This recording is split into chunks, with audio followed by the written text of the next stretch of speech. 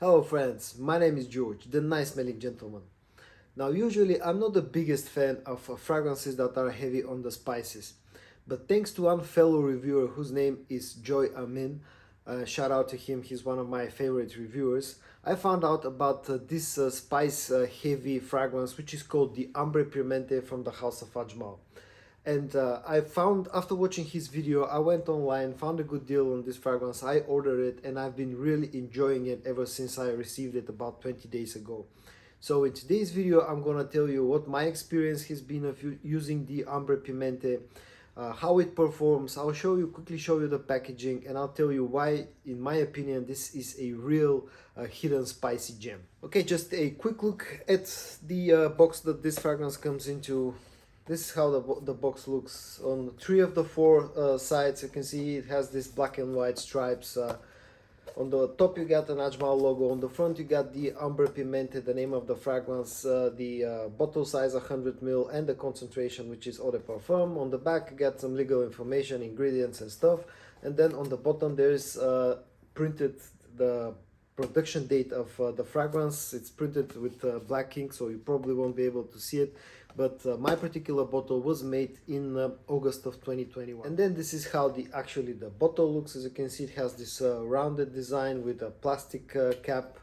uh, the cap doesn't feel like super high quality, but it fits very snugly into place. You can easily pick up the bottle through the cap. On the front you just get a simple Ambre Pimente and Ajmal, and on the bottom there's also another sticker with the production date. Okay, I'll show you how the sprayer works, the sprayer in action, and then I'll talk about the smell. The the actual sprayer actually works pretty well. It's nice, it puts a nice amount of juice. So let's talk about the smell now. Let's put the bottle to the side.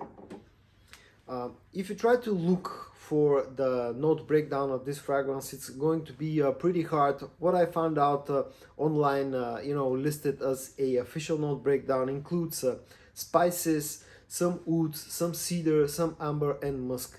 That's pretty much it, which is a very sort of simply put kind of a note breakdown, and I don't find that note breakdown to be actually quite accurate. Now let's talk about what I actually smell from this fragrance. The opening is very heavy on the spices. There's definitely a cardamom note in here that's not listed. In fact, it's quite heavy, it's quite strong, and usually I'm not the biggest cardamom fan, but the way that it's been done in here is really enjoyable. There are some other spices in here as well. There's probably something like black pepper, which is sort of a faint note of black pepper. It's dominated by the cardamom. There's also some tiny sweetness and freshness that comes from a citrusy note that's not listed anywhere, but I definitely pick up that kind of note. Maybe something like a lemon note, a lime note maybe, or maybe something like an orange note. I'm not too sure. There's tiny sweetness and tiny freshness that come from a citrusy note. Now once this starts to dry down, it starts to become a little bit sweeter. There's an amber note in here, although it's quite faint. The cedar note is definitely here, so that one is correct from the note breakdown. And there's a touch of muskiness, but I wouldn't call it like very prominent either. So there's like a touch of amber, a touch of musk. There's cedar for sure. I think that from the opening, the cardamom note, that spicy cardamom note, it stays with the fragrance from the opening throughout its life. It gets a little bit more subdued on the dry down, but it's definitely there. Also, that citrusy note from the opening is also there on the dry down, and the amber and the citruses give this fragrance on the dry down a slight sweetness, but this definitely stays more on the sort of a spicy and slightly fresher side on the dry down.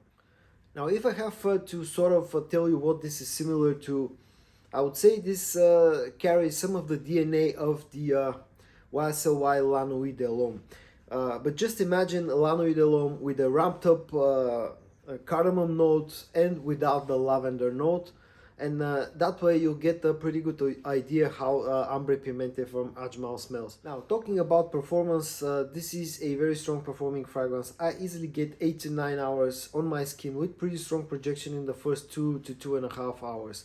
as far as versatility goes, or when you can use this, it's to my opinion, it's more of a spring or fall time of type of a fragrance. You can easily use it through the day or through the night, no problem.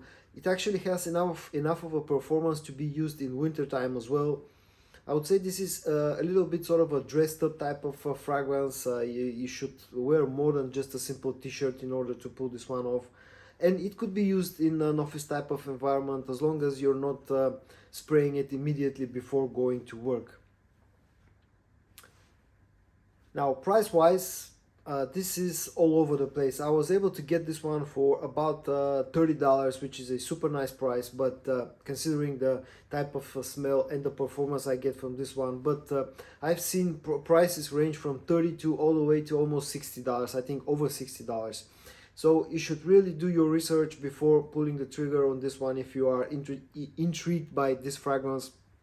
But at a price range of somewhere between $30 to $45, I think this fragrance is an absolute steal. And so guys, in today's video I told you about my experience of using the Ambre Pimente from the house of Ajmal. I hope that you found this video interesting or helpful. If you did, give it a like, subscribe to my channel, stay safe, and I'm gonna see you in my next video. Bye bye.